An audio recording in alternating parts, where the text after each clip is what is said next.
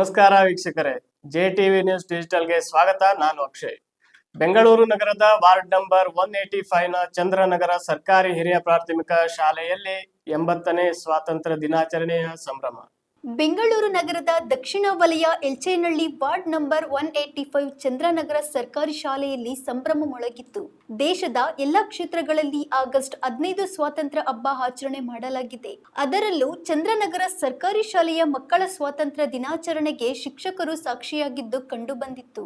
ಧ್ವಜಾರೋಹಣ ಸಂದರ್ಭದಲ್ಲಿ ಮಾನವ ಹಕ್ಕುಗಳ ಸಂರಕ್ಷಣೆ ಸಂಸ್ಥೆಯ ರಾಜ್ಯಾಧ್ಯಕ್ಷರು ಹಾಗೂ ಜೊತೆಯಲ್ಲಿ ಪತ್ರಿಕೆಯ ಸಂಪಾದಕರು ಮತ್ತು ಜೆಟಿವಿ ಡಿಜಿಟಲ್ ಮುಖ್ಯಸ್ಥರಾದ ಸುರೇಶ್ ಕೆಎನ್ಸಿ ರವರು, ಪತ್ರಕರ್ತರಾದ ಮೌರ್ಯ ಪೂಜಾರಿ ರವರು ಮತ್ತು ಪಟ್ಟಣಗೆರೆ ಮಾಜಿ ಅಧ್ಯಕ್ಷರಾದ ಇಂದ್ರಾಣಿ ಕುಮಾರ್ ರವರು, ಶಾಲೆಯ ಮುಖ್ಯೋಪಾಧ್ಯಾಯರು ಹಾಗೂ ಶಿಕ್ಷಕ ವರ್ಗದವರು ಮತ್ತು ವಿದ್ಯಾರ್ಥಿನಿಯರು ಹಾಗೂ ಸ್ಥಳೀಯರ ಮುಖಂಡರು, ಸಾರ್ವಜನಿಕರು ಮತ್ತು ಪೋಷಕರು ಉಪಸ್ಥಿತರಿದ್ದರು.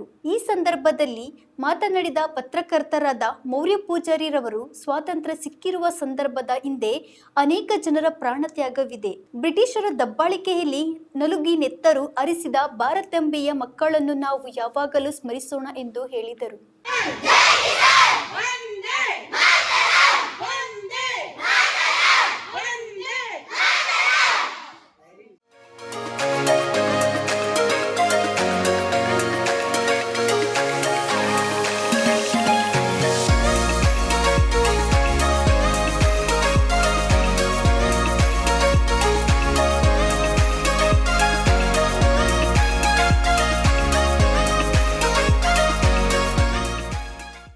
ಇವರು ಹಿರಿಯ ಪತ್ರಕರ್ತರ ರಾಜ್ಯಾಧ್ಯಕ್ಷರು. ಇವರ ಹೆಸರು ಮೌರ್ಯ ಪೂಜಾರಿ ಅವರು. ತುಂಬಾ ಖುಷಿ ಇವತ್ತು ಅವರು ನಮ್ಮ ಶಾಲೆಗೆ ಭೇಟಿ ಕೊಟ್ಟಿರೋದು. ಸರ್, ತಾವು ಹೀಗೆ ನಮ್ಮ ಶಾಲೆಗೆ ಭೇಟಿ ಕೊಡ್ತಾ ಇರ್ಬೇಕು ಅಂತ ಪ್ರಾರ್ಥಿಸ್ಕೊಳ್ತಾ, ತಮಗೆ ನಮ್ಮ ಮುದ್ದು ಮಕ್ಕಳ ಪರವಾಗಿ, ನಮ್ಮ ಮುಖ್ಯ ಶಿಕ್ಷಕರ ಪರವಾಗಿ, ಸಹೋದ್ಯೋಗಿ ಮಿತ್ರರೆಲ್ಲರ ಪರವಾಗಿ ಕೊಡ್ತಾ ಇದ್ದೀನಿ ಸರ್. ಮೇಡಮ್,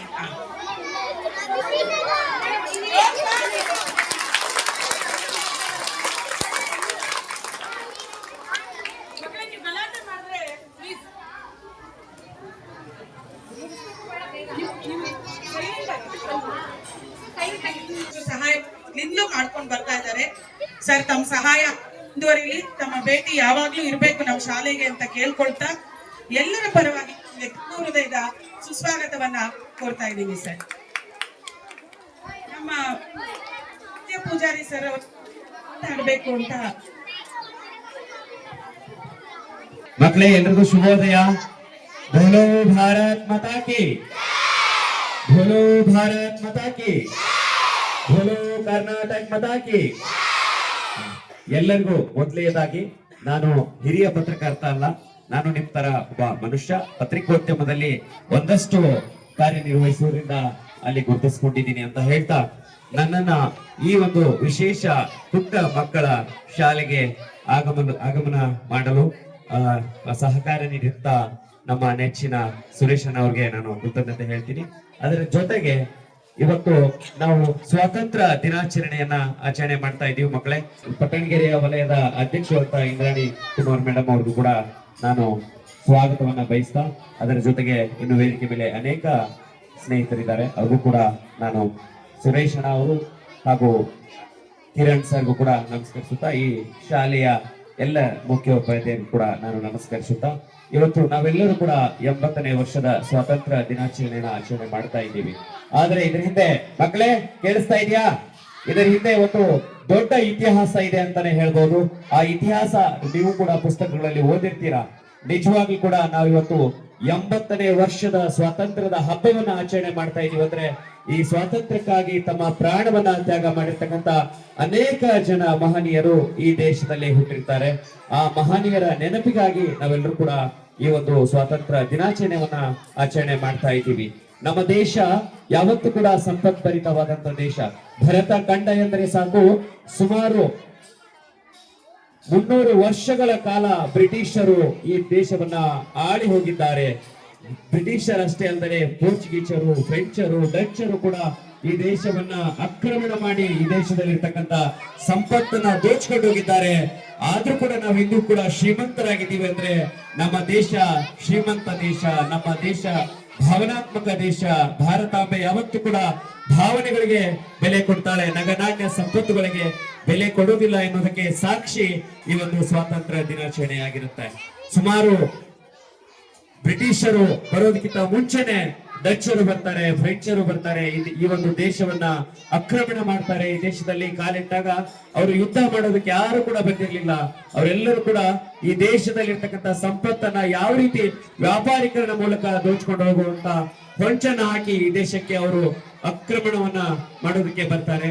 ಅಂತ ಸಮಯದಲ್ಲಿ ದೇಶದಲ್ಲಿ ರಾಜ ಮಹಾರಾಜರು ಎಷ್ಟು ಜನಕ್ಕೆ ಗೊತ್ತು? ಈ ದೇಶದಲ್ಲಿ ಈ ದೇಶ ಗಣರಾಜ್ಯ ಆಗೋಕ್ಕಿಂತ ಮುಂಚೆ, ಈ ದೇಶ ಸ್ವಾತಂತ್ರ್ಯ ಆಗೋಕ್ಕಿಂತ ಮುಂಚೆ ಈ ದೇಶದಲ್ಲಿ ರಾಜ ಮಹಾರಾಜರು ಆಳ್ತಾ ಇದ್ರು. ನಮ್ದು ಕೇವಲ ಒಂದು ಭಾರತ ಖಂಡ ಆಗಿರ್ಲಿಲ್ಲ. ಆಗಿನ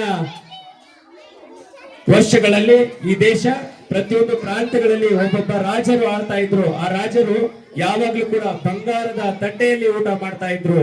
ಅವತ್ತಿನ ಕಾಲದಲ್ಲಿ ಬ್ರಿಟಿಷರು ಬಂದಾಗ ಬ್ರಿಟಿಷರು ನೋಡ್ತಾರೆ ಈ ದೇಶವನ್ನ ಕಟ್ಟೋದು ಕಷ್ಟ ಆಗತ್ತೆ. ಯಾಕಂದ್ರೆ ಸುಮಾರು 560ಕ್ಕೂ ಹೆಚ್ಚು ಧ್ವಜ ನಮ್ಮ ದೇಶದಲ್ಲಿ ಆಗಿನ ಸಮಯದಲ್ಲಿ ಇರುತ್ತೆ. ಇವತ್ತು ಕೇವಲ ನಾವು ಒಂದು ತಿರಂಗ ಧ್ವಜದಲ್ಲಿ ನಾವು ಇವತ್ತು ಎಲ್ಲ ದೇಶದ ಅಖಂಡ ಭಾರತೀಯರಿದ್ದೇವೆ. ಬಟ್ ಆಗಿನ ಸಮಯದಲ್ಲಿ ಸುಮಾರು 565 ಧ್ವಜಗಳಿರುವಂತಹ ಸಮಯದಲ್ಲಿ ಬ್ರಿಟಿಷರು ಈ ದೇಶವನ್ನ ಕಂಡು ಹಿಡಿತಾರೆ, ಈ ದೇಶಕ್ಕೆ ಬರ್ತಾರೆ. ಈ ದೇಶಕ್ಕೆ ಬಂದ ತಕ್ಷಣವೇ ವ್ಯಾಪಾರೀಕರಣದ ಮೂಲಕ ದೇಶವನ್ನ ಒಡೆದಾಳುವಂತ ಕೆಲಸ ಮಾಡ್ತಾರೆ. ರಾಜಮನೆತನಗಳನ್ನ ಎತ್ತುಕಟ್ಟಿ, ಅಲ್ಲಿನ ಜಾತಿ ವ್ಯವಸ್ಥೆಯನ್ನ ಎತ್ತುಕಟ್ಟಿ ದೇಶವನ್ನ ಒಡೆದಾಳುವಂತ ಕೆಲಸ ಮಾಡ್ತಾ ಮಾಡ್ತಾ ಎಷ್ಟು ವರ್ಷ?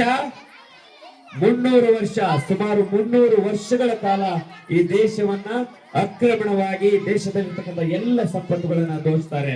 ಆದ್ರೂ ಕೂಡ ಇವತ್ತು ದೇಶ ಬಡತನದಲ್ಲಿಲ್ಲ. ನಮ್ಮ ಭಾರತ ಭೂಮಿ ಇವತ್ತು ಬಡತನದಲ್ಲಿಲ್ಲ. ಇವತ್ತು ಇದೀವ ನಾವ್ಯಾರು ಬಡತನದಲ್ಲಿ? ಈ ದೇಶ ಯಾವತ್ತಾದ್ರೂ ಬಡತನದಲ್ಲಿ ಇದೆಯಾ?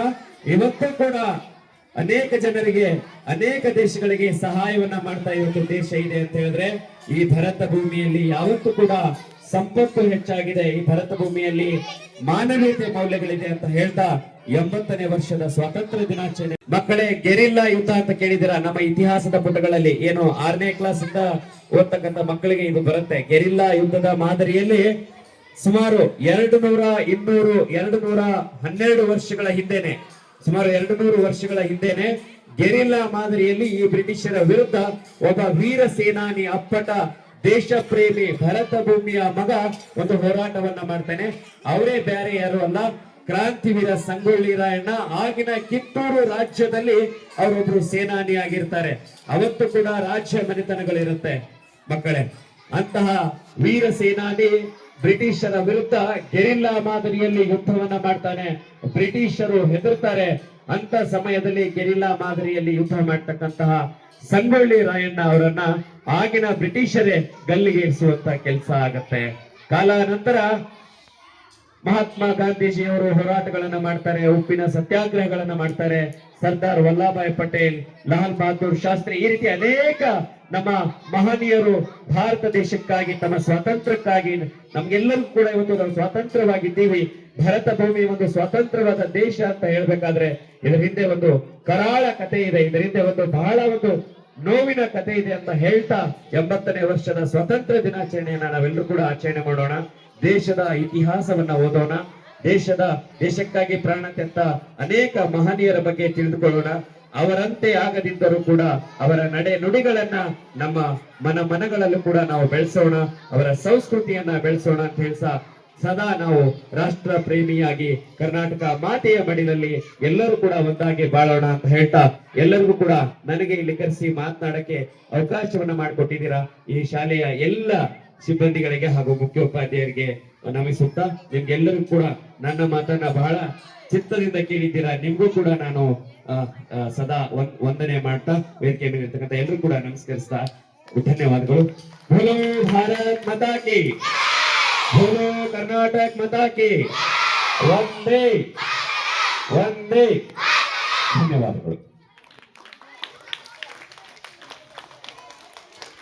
ಮಕ್ಕಳೇ, ಕೆಲವರು ಸರಿಯಾಗಿ ನೀವು ಆಲಿಸ್ಲಿಲ್ಲ. ಎಷ್ಟು ಕಡಿಮೆ ಸಮಯದಲ್ಲಿ ಸರ್ ಯುರೋಪಿಯನ್ನರ ಆಗಮನ ತಗೊಂಡ್ರು, ಹೇಗೆ ನಮ್ಮ ದೇಶಕ್ಕೆ ಪರಕೀಯರು ಬಂದ್ರು, ಹೇಗೆ ಹಂತವಾಗಿ ಆಕ್ರಮಿಸ್ಕೊಂಡ್ರು, ಮೊದಲು ಹೇಗಿತ್ತು ನಮ್ಮ ರಾಜ್ಯದಲ್ಲಿ ರಾಜರ ಆಳ್ವಿಕೆ, ಎಷ್ಟು ಜನ ಬಲಿದಾನ, ಒಂದು ಸಣ್ಣ ಒಂದು ದಂಗೆ ಎದ್ದಿದ್ದು ಅವರ ಬ್ರಿಟಿಷರ ವಿರುದ್ಧ ಯಾರಿಗೂ ಹೋರಾಡುವಂತ ಧೈರ್ಯ ಇರಲಿಲ್ಲ ಅಂತ ಅದು ನಮ್ಮ ಸಂಗೊಳ್ಳಿ ರಾಯಣ್ಣನವರು ಹೇಗೆ ಧೈರ್ಯವನ್ನ ತೋರಿಸಿದ್ರು.